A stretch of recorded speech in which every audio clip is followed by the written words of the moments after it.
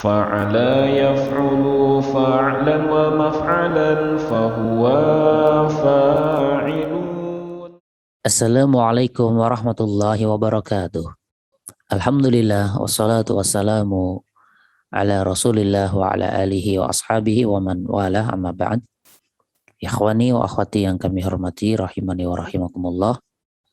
Alhamdulillah kita bersyukur pada Allah Ta'ala atas limpah nikmatnya yang begitu banyak kepada kita, yang dengannya kita masih bisa menunaikan kewajiban kita sebagai seorang muslim ataupun muslimah, yaitu beribadah kepada Allah Subhanahu wa Ta'ala. Dan sebagaimana kita ketahui bahwasanya salah satu dari bentuk ibadah kepada Allah adalah ibadah thalabul ilmi atau mencari ilmu. Bahkan keistimewaan ibadah ini, yaitu ibadah thalabul ilmi, dia bisa melahirkan ibadah-ibadah yang lainnya. Ya, karena mencari ilmu, kemudian tahu, maka dia bisa menunaikan amalan ini, amalan itu ya. Melakukan aktivitas ini, aktivitas itu yang bermanfaat baginya.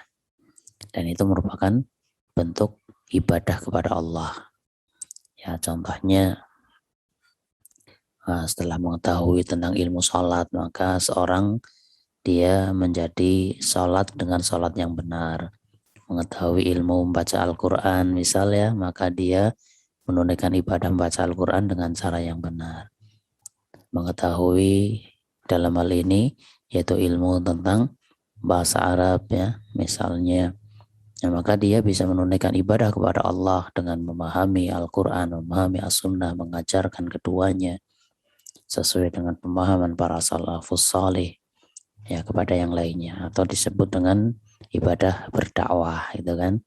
Nah, inilah keistimewaan ibadah thalabul ilmi, sebuah ibadah yang akan melahirkan ibadah-ibadah yang lainnya. Dan pada kesempatan kali ini kita akan menyampaikan ya muqaddimah atau pendahuluan dari buku Misalan Wahidan. Ya, semoga muqaddimah ini memberikan gambaran kepada kita tentang inti dari kandungan buku tersebut. Ya, kita langsung saja masuk ke pembahasan dari muqaddimah yang ada ya. Muqaddimah. Bismillahirrahmanirrahim. Alhamdulillahi wahdah wassalatu wassalamu ala man la nabiyya ba'dah wa ba'du. Sesungguhnya bahasa Arab adalah bahasa yang paling istimewa dan paling tinggi. Ya, ini poin awal yang harus kita yakini. Dan ini bukan berlebih-lebihan ya, karena di situ didukung berbagai alasan ya, berbagai argumen atau logika. Ya, meskipun masing-masing kita ya pasti cinta dan suka kepada bahasa kita. Ya, di tempat kita ada bahasa daerah dan di negeri kita ada bahasa Indonesia. Demikian juga di negara-negara yang lain mereka memiliki bahasa sendiri-sendiri, bahkan dalam satu negara kadang berbagai macam jenis bahasa. Dan dikatakan di sini bahasa Arab adalah bahasa yang paling istimewa, dan kita tidak mengatakan bahasa Indonesia paling istimewa dan paling tinggi, enggak, atau bahasa daerah kita paling istimewa dan paling tinggi juga enggak, tapi kita katakan yang paling istimewa, yang paling tinggi adalah bahasa Arab. Kenapa bisa demikian? Ya, sungguh bahasa Arab memiliki kemuliaan dan kedudukan yang agung, yang mana ini tidak dimiliki oleh bahasa-bahasa yang lainnya, gitu. Di mana Al-Quran yang mulia, dia diturunkan dengan bahasa Arab. Allah memilihnya sebagai bahasa bagi wahyunya, di mana bahasa yang ada pada manusia itu sangat banyak. Ya, bisa jadi sebanyak jumlah negara yang ada, bahkan lebih dari itu ya. Ya, karena masing-masing negara kan kadang punya bahasa daerah lagi gitu. Artinya bahasa yang ada di muka bumi ini sangat banyak. Maka turunnya Al-Quran dengan bahasa Arab itu sebagai bukti yang nyata bahwa bahasa Arab memiliki kedudukan yang tinggi. Bisa dilihat dalilnya dalam surat Fussilat ayat 41 dan 42. Allah Ta'ala berfirman, wa innahu lakitabun aziz la ya'tihil batilu min baini yadayhi wala min khalfihi tanzilum min hakimin hamid. Sesungguhnya Al-Quran itu adalah kitab yang mulia yang tidak datang kepadanya. Ya, tidak datang kepada Al-Quran suatu kebatilan pun, suatu kesalahan pun, ya, baik dari depan maupun dari belakang. Al-Quran yang diturunkan, ya, yang diturunkan dari Tuhan yang maha bijaksana lagi maha terpuji. Ya, dari ayat ini mana yang mengatakan ya bahasa Arab adalah bahasa yang tinggi? Ya, maka pengambilan dalil dari ayat ini, dalam ayat tersebut Allah memberitahukan bahwa Al-Quran adalah kitab yang tidak terdapat kesalahan sedikit pun. Kenapa seperti itu? Karena Al-Quran diturunkan dari Allah, Tuhan yang maha bijaksana lagi maha terpuji. Dan di ayat tersebut, ya, Allah mensifati Al-Quran dalam bentuk pujian. Ya, maka itu juga merupakan pujian bagi bahasa yang dengannya Al-Quran diturunkan. Dan itu tidak lain adalah bahasa Arab. Kemudian mana dalil yang mengatakan Al-Quran itu bahasa Arab? Maka ini sebagaimana Allah Ta'ala berfirman dalam surat Yusuf ayat 2 ini. Inna anzalnahu Qur'anan Arabiyyan la'allakum ta'qilun. Sesungguhnya kami menurunkannya berupa Al-Quran dengan berbahasa Arab agar kalian memahaminya. Yaitu Allah menurunkan Al-Quran dengan bahasa Arab, bahasa yang paling mulia dan paling jelas, bahasa yang bisa menjelaskan hakikat dari segala sesuatu yang bermanfaat yang dibutuhkan oleh manusia. Ya. Sehingga mengetahui bahasa Arab itu merupakan kebutuhan bagi kita kaum muslimin. Ya, atau kalau boleh disimpulkan, ya, kita belajar bahasa Arab itu karena pertama, bahasa Arab itu kewajiban, ya, mempelajari bahasa Arab adalah kewajiban, dan yang kedua karena kebutuhan. Di samping wajib juga kita butuh, gitu. Dan tulisan yang ada, ya, di depan kita ini merupakan salah satu usaha agar kita kaum muslimin merasa senang dengan bahasa Arab, di mana kita berusaha agar mereka yang belajar buku ini mereka akan memiliki sebuah kesimpulan bahwa ternyata bahasa Arab itu mudah dan menyenangkan untuk dipelajari. Ini juga perlu kita tanamkan, ya, di dalam hati kita. Dan nantinya hal tersebut, ya, akan menjadi motivasi sehingga dia akan termotivasi untuk mendalaminya. Dan tentunya itu semua tidak lepas dari taufik Allah Subhanahu wa taala, ya, sehingga selalulah minta tolong kepada Allah agar Dia memberi kemudahan kepada kita di dalam mempelajari bahasa Arab dan memahaminya. Kemudian kami namakan tulisan ini dengan misalan wahidan atau satu contoh, yaitu memahami kaidah nahwu dengan metode satu contoh, yaitu sebuah pendekatan untuk memahami kaidah bahasa Arab dengan satu contoh. Ya, kenapa dengan istilah satu contoh, ya? Nanti akan kita terangkan.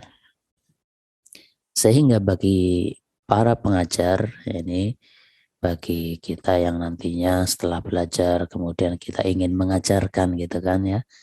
Nah, itulah diantara keutamaan orang yang belajar setelah bisa dia mengajarkan, ya, sehingga akan mendapatkan faedah yang begitu banyak.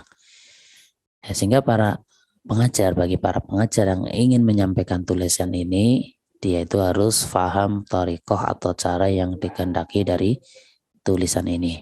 Prinsipnya adalah dengan satu contoh mereka yang belajar bisa paham terhadap kaidah yang sedang dibahas. Ya, artinya ketika kita mengejarkan satu pembahasan, maka kita tampilkan satu contoh, maka kita fahamkan yang belajar dengan satu contoh itu. Ya, setelah paham baru pindah ke poin yang lainnya. Kemudian diberikan satu contoh lagi, setelah paham pindah lagi ke yang lainnya dan sebagainya itu. Sehingga tidak akan beralih dan tidak berpindah ke pembahasan berikutnya dari poin-poin yang ada apabila yang satu contoh tersebut saja belum bisa difahami.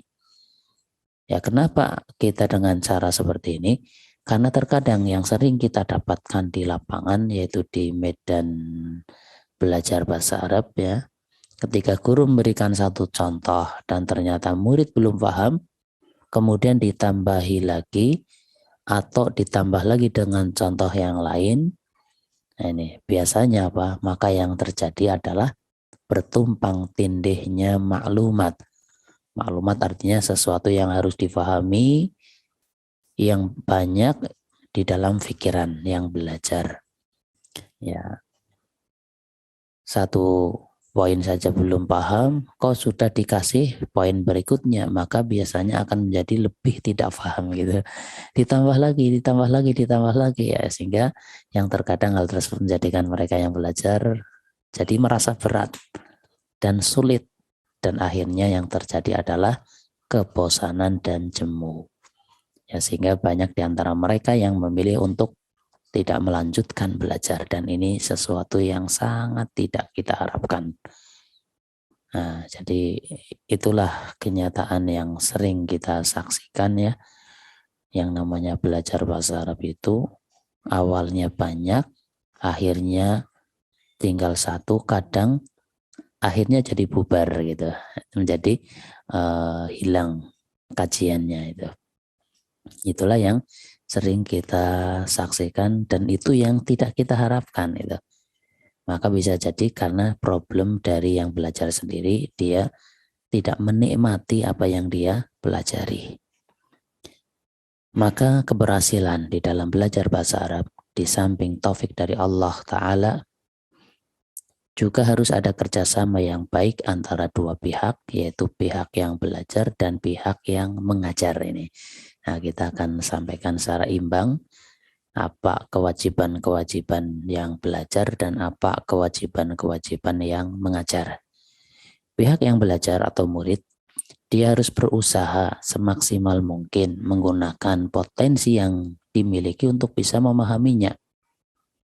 Sehingga dia harus punya tekad yang kuat dari awal bahwa dia belajar karena ingin bisa. Ini tanamkan di hati kita. Tentu pertama ikhlas, setelah ikhlas maka masukkan keyakinan ini di hati kita. Saya belajar karena saya ingin bisa. Bukan sekedar untuk mengisi waktu luang, bukan. Maaf saja ya, bagi yang sampai detik ini masih ada niat yang ini, saya ikut belajar bahasa Arab atau grup bahasa Arab daripada tidak ngapa-ngapain gitu ya, mending digunakan untuk gabung dengan grup bahasa Arab misal itu. Sekedar ingin ngisi waktu luang. Nah, ini dari satu sisi ada nilai positifnya, tapi dari sisi untuk mendapatkan hasil yang maksimal dalam belajar itu kurang. Ya, karena niatnya tidak totalitas. Ya, jadi yang totalitas itu karena ingin bisa. Bukan sekedar ngisi waktu luang, bukan juga karena ingin mencoba, saya coba ikutlah siapa tahu nanti bisa gitu. Sehingga niatnya enggak mantap, setengah-setengah ini. Sehingga dia belajar harus diiringi dengan kesungguhan dan keseriusan, atau keseriusan dan kesungguhan. Ya, sehingga sekali lagi kita belajar kenapa? Karena ini ingin bisa. Bukan sekedar kita ngisi waktu luang, bukan sekedar coba-mencoba, bukan sekedar iseng ya dan sebagainya, bukan. Tapi benar-benar karena saya ingin bisa gitu. Sehingga di situ harus ada keseriusan dan kesungguhan. Dan itu dibuktikan dengan berani. Ini kata kuncinya. yaitu berani aktif, baik aktif dari dalam maupun aktif dari luar. Ya, aktif dari dalam yaitu mau memahami apa yang dibahas, mau menghafal, mau merenungi dan menyimpulkan. Dan ini sangat penting ini, sering menyimpulkan itu. Ya, nanti dalam proses belajar itu kita harus sering menyimpulkan ya. Ya misal saja. Oh, setelah huruf misalnya setelah huruf min maka setelahnya adalah kasroh itu. Ini disimpulkan, tanamkan di hati kita. Oh, ternyata setelah min itu harus kasroh sehingga a'udzu billahi minasyaitoni itu kan jadi kasroh atau menjadi khofat ya nanti dalam perkembangannya itu. Ini disimpulkan sehingga dijadikan sebagai prinsip. Sehingga nanti ketika melihat tulisan ya misalnya ini melihat tulisan seperti ini ya kita sudah bisa membaca karena apa? Karena sudah tahu prinsipnya itu pasti bacaannya minal masjidi gitu. Itu disimpulkan. Pokoknya setelah min itu harus kasroh gitu kan.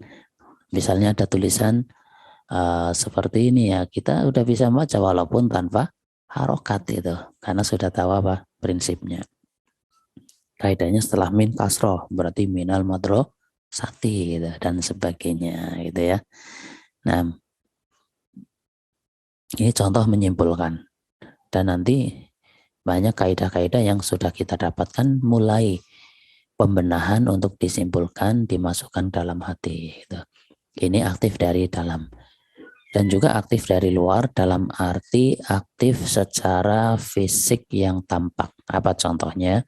Seperti ketika kita belajar ya mau nulis gitu. Mau menulis, membaca dengan sungguh-sungguh. Ya. Sehingga dengan adanya aktif luar dan dalam maka akan memperoleh hasil yang maksimal insya Allah. Demikian pula sebaliknya, ketika aktif saja tidak berani, niat aktif saja tidak berani. Contoh semacam ketika disuruh menulis dia tidak mau nulis. Disuruh baca dia malu. Disuruh menghafal katanya tidak biasa menghafal. Ini kadang jadi problem itu seperti itu ya. Alasannya aduh anak nggak biasa menghafal gitu. Disuruh memahami katanya bahasanya sulit difahami. Disuruh menyimpulkan katanya tidak paham. Maka apa yang harus saya simpulkan itu? Yang intinya dia punya 1000 alasan untuk tidak mau aktif. Yang dia inginkan hanya satu yaitu paham bahasa Arab tapi tidak mau menempuh jalan yang pernah dilalui oleh orang-orang yang paham. Maka yang seperti itu namanya adalah angan-angan atau hayalan. Kita hidup di dunia, kita terikat dengan hukum sebab akibat. Ya, itu sunatullahnya di dunia kan seperti itu ya. Kita ingin punya uang ya kerja kan gitu, ingin punya anak ya nikah, ingin paham bahasa Arab ya harus berusaha gitu ya karena kita di dunia terikat dengan hukum sebab akibat yang tentunya itu semua tidak lepas dari kehendak Allah. Naam. Karena belajar bahasa Arab bukan seperti orang yang membalikkan telapak tangan. Yang membalikkan telapak tangan kan sangat gampang dan mudah ya. Kita belajar bahasa Arab itu bukan seperti itu. Sehingga orang yang gagal dia punya 1000 alasan. Dan orang yang sukses dia punya 1000 cara. Sehingga yang kami maksud bahwa bahasa Arab itu mudah dan menyenangkan adalah apabila kita mau berusaha semaksimal mungkin, maka sebenarnya bahasa Arab itu mudah yang akan menghantarkan kepada menyenangkan. Dan maksudnya bukan dengan bersantai-santai dan bermudah-mudahan kita paham bahasa Arab. Bukan itu maksudnya. Ya, karena salah satu sifat dari ilmu apapun itu adalah dia tidak akan didapatkan dengan bersantai-santai atau memanjakan tubuh. Ya, itulah hal-hal yang harus diusahakan oleh pihak yang belajar. Ya, itu dari yang belajar ya, sekarang dari yang ngajar ini. Kemudian dari pihak yang mengajar atau guru, maka jelas di samping mengharapkan taufik dari Allah untuk kefahaman bagi para muridnya, maka dia juga harus berusaha semaksimal mungkin untuk memahamkan dan mentransfer ilmu yang dia miliki kepada muridnya. Ya, karena yang namanya ilmu itu dengan cara transfer pemahaman. Seandainya ilmu itu berupa benda ya, maka mending kita beli saja gitu ya. Ini saya beli 10 juta tapi saya dapat pemahaman atau saya dapat ilmu, misal ilmu nahwu, ilmu akidah ya, ilmu Al-Qur'an, ilmu hadis ya, seandainya itu ilmu berupa benda mending kita beli saja gitu. Tapi ilmu itu bukan benda. Ilmu itu akan dimiliki oleh seorang dengan cara seorang mentransfer pemahaman kepadanya sampai dia memahaminya gitu. Itulah ilmu. Sehingga al ilmu bita'allum. Ilmu itu dengan dipelajari. Dan tidak ada ilmu yang tahu-tahu langsung pinter, itu enggak ada ya. Nah, dengan cara dia mau menjelaskan sejelas-jelasnya ini bagi para guru ini ya. Menjelaskan sejelas-jelasnya menggunakan bahasa yang mudah difahami oleh muridnya, tidak bosan-bosannya untuk mengulangi penjelasan ketika hal itu dibutuhkan oleh muridnya. Ya kadang ya yang kita jumpai, kita sudah terangkan, ternyata ada saja di antara mereka yang mengatakan, maaf Ustadz, saya belum paham itu. Tolong diulangi penjelasan yang tadi gitu. Dan itu sering kita mengalami hal yang seperti itu. Ya, maka ketika mereka minta diulangi, ya sudah diulangi saja gitu. Ya. Maka di sini kita katakan tidak bosan untuk mengulangi penjelasan ketika hal itu dibutuhkan oleh muridnya dan menempuh semua cara yang bisa menjadikan muridnya paham, sehingga menggunakan cara yang variatif, yaitu yang dengan bentuk yang berbeda-beda agar muridnya tidak bosan ya. Di samping dengan lisan juga dengan tulisan gitu kan.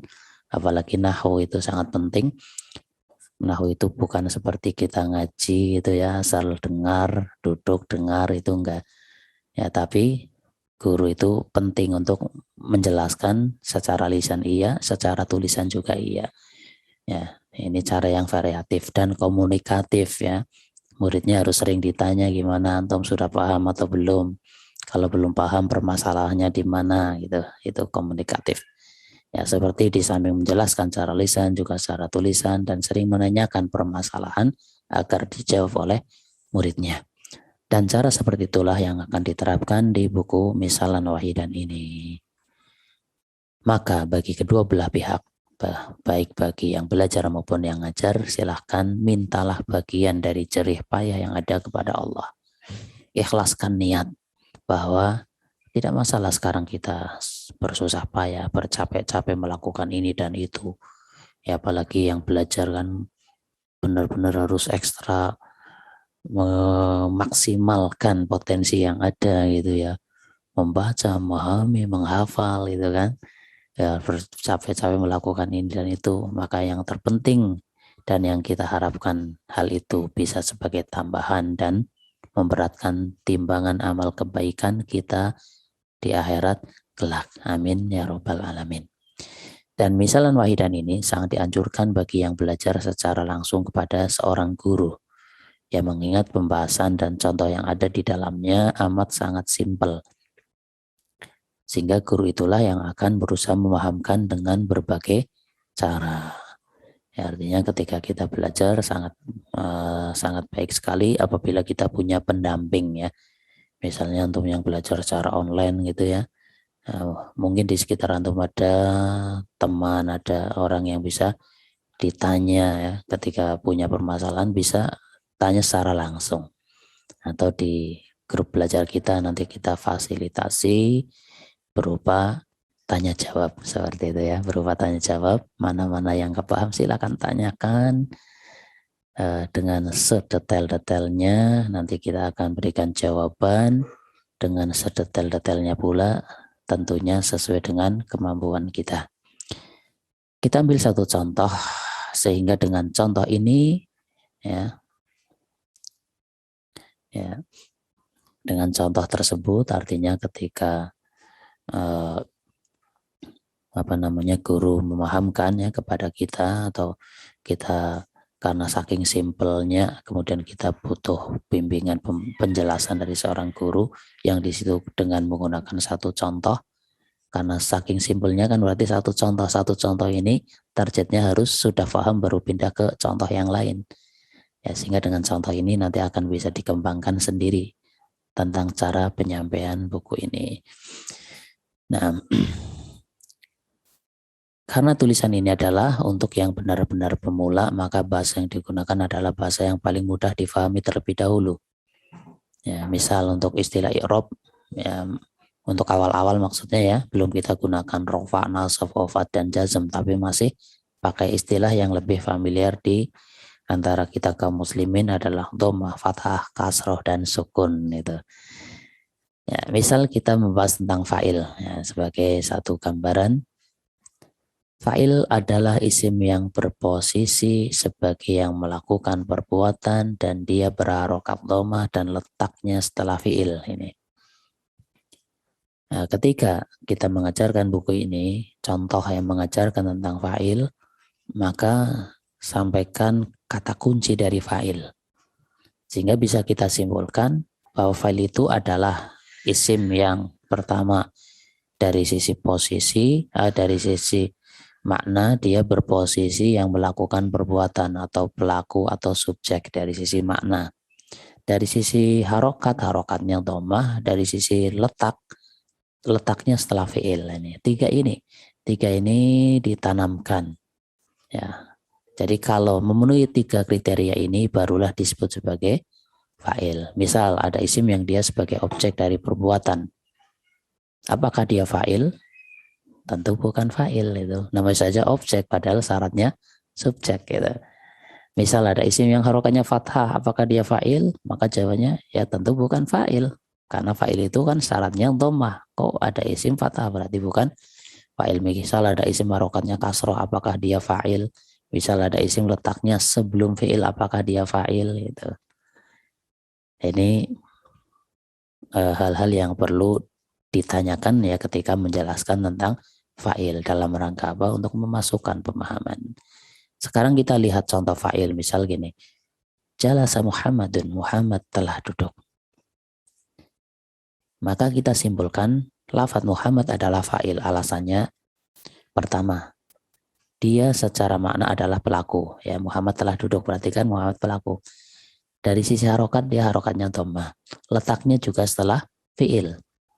Jalasa ini fi'il, kata kerja, Muhammadun adalah subjeknya, harokatnya dhammah, maka dialah fa'il. Sudah terpenuhi syarat. Sekarang coba dijawab ya. Kenapa lafaz Muhammad pada contoh tersebut adalah fa'il? Ini dilontarkan kepada yang belajar ya. Setelah kita kasih kata kuncinya, kita kasih satu contoh, kemudian coba mereka belajar menyimpulkan ya. Bila jawabannya tepat maka itu yang diharapkan. Contoh lagi, misal ada kalimat futihal babu, pintu telah dibuka. Pertanyaannya, apakah lafaz al-babu adalah fa'il? Bila mereka menjawab bukan fa'il, maka tanyakan alasannya kenapa bukan fa'il. Atau bila menjawab oh ya itu fa'il, maka tanyakan juga alasannya kenapa berkesimpulan itu fa'il gitu. Ya, tentu ini jawabannya adalah bukan fa'il. Kalau dia jawab fa'il, tanyakan, setelah itu luruskan. Oh ini yang betul adalah bukan fa'il karena tidak memenuhi syarat ya dari sisi apa? Makna. Dari sisi makna harus sebagai subjek. Ternyata di sini bukan sebagai subjek, berarti bukan fa'il itu. Pertanyaan berikutnya adalah adakah ya setelah disampaikan kemudian finishingnya ini finishingnya. Adakah di antara antum sekarang ya ada yang belum paham tentang apa itu fa'il? Nah, itu. Ya setelah dibahas, diberikan satu contoh, disuruh menyimpulkan, kemudian setelah selesai tambahkan pertanyaan ini, dan ini sangat penting. Ya simpelnya Masih ada yang belum paham? Gitu. Apakah di antara antum ada yang belum paham tentang apa itu fa'il? Bila mereka menjawab, Alhamdulillah kami sudah paham semua, gitu misalnya, maka itu yang diharapkan. Dan apabila mereka ada di antara mereka yang menjawab gini, maaf Ustadz, saya masih belum paham, gitu ya. Maka ketika itu kita jelaskan lagi dengan sabar, dengan pelan, tenang, sambil berpikir positif. Ini penting ini. Ya, jadi bukan dijelaskan lagi tapi berpikir negatif atau ada perasaan dongkol kepada muridnya, enggak. Ya, tapi tetap berpikir positif. Apa pikir positifnya? Bahwa mengulangi penjelasan itu bukan sesuatu yang sia-sia, tapi semuanya ada hitung-hitungannya di sisi Allah. Jadi kita harus selalu ihtisab kepada Allah, dan ihtisab itu yang akan menjadikan kekuatan bagi kita. Ya, menjadikan kekuatan bagi kita kalau segala-galanya kita ihtisab kepada Allah. Ya, dengan nambah waktu, dengan nambah menjelaskan, tidak masalah. Itu semua akan menjadi kebaikan kita di akhirat kelak insya Allah. Kemudian apabila sudah paham semua, maka boleh ditambah contoh-contoh yang lain, yang semisal gitu, yang lain yang modelnya sama, ya. Tapi dengan catatan contoh yang satu itu atau contoh yang tadi harus benar-benar sudah paham. Ya, sehingga contoh-contoh yang lain merupakan hal yang menyenangkan untuk latihan karena dia sudah dapat ilmu baru yang bisa menghidupkan dan menceriakan hati. Dan itulah tanda. Ya, tanda yang belajar itu paham akan terlihat dari raut mukanya, itu terlihat dia senang, dia bahagia gitu ya. Itu insya Allah gambaran bahwasanya yang belajar itu sudah paham. Dan itu juga untuk mengukur kita juga ya. Ya, kalau kita belajar paham, menikmati, itu rasanya nikmat sekali. Ya, hati kita rasanya cerah gitu ya, menjadi ceria. Ya, sehingga ketika belajar dan mendapatkan yang ini akan timbul atau akan muncul perasaan senang. Belajar disertai menikmati itulah kenikmatan. Ya, tapi belajar disertai dengan perasaan itu sebagai beban ya, maka itu bukan sesuatu yang akan menyenangkan. Dan kita berharap semoga semuanya dalam belajar itu ada perasaan senang. Itulah kata kuncinya yang akan memberikan kekuatan kepada kita.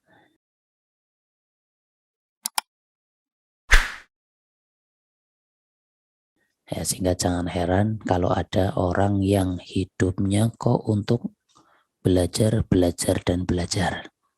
Pagi belajar, siang belajar, sore belajar, malam belajar, pagi lagi belajar. Seperti itu terus.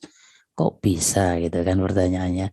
Maka sangat bisa. Kenapa? Karena itulah kenikmatan dia itu di situ. Dia sudah mendapatkan nikmatnya belajar sehingga tidak ada lagi rasa bosan, bahkan tidak melihat waktu kadang seperti itu. Nah, sehingga para ulama kita mengatakan bahwasanya butuhnya kita kepada ilmu itu sebenarnya lebih besar dibandingkan butuhnya kita kepada makan dan minum. Bahkan nikmatnya masuknya ilmu ke dalam diri kita lebih nikmat dibandingkan masuknya makanan dan minuman yang paling nikmat ke dalam tubuh kita. Wallahu alam. Semoga bagi kita baik yang belajar maupun yang ngajar bisa mengambil faidah dari mukadimah ini dan bisa menerapkannya sehingga terjadi kerjasama yang baik yang diharapkan dengannya akan bisa mendapatkan hasil yang baik pula. Demikianlah sekilas mukadimah ya dari buku Misalan Wahidan. Semoga buku ini bisa bermanfaat bagi kita kaum muslimin dan menjadi amal jariah bagi penulis dan siapapun yang ikut andil di dalam mewujudkan buku ini. Atas kesalahan, kekurangan kami mohon dimaklumi dan dimaafkan, dan kami mengharapkan saran serta kritik yang membangun dari semua pihak agar buku ini bisa menjadi lebih baik dan lebih bermanfaat. Wallahu a'lamu bishawab. Ditulis oleh Abu Muhammad. Demikian ikhwani akhwati yang kami hormati rahimani wa rahimakumullah yang bisa disampaikan pada kesempatan kali ini. Atas kesalahan kekurangan saya minta maaf yang sebesar-besarnya. Wallahu a'lam bishawab. Subhanakallahumma wa bihamdika asyhadu an la ilaha illa anta astaghfiruka wa atubu ilaik. Wassalamualaikum warahmatullahi wabarakatuh.